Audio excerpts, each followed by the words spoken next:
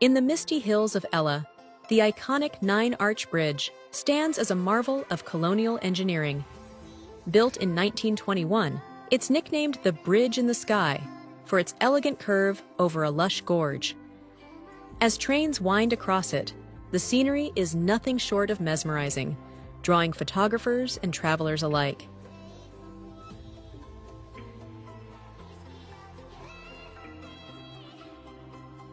Ella is also a tea lover's paradise. Tea cultivation here dates back to the British colonial era, and the estates today adopt sustainable practices, blending tradition with innovation. Walking through the tea gardens, you'll witness the labor of generations who have perfected the art of tea making.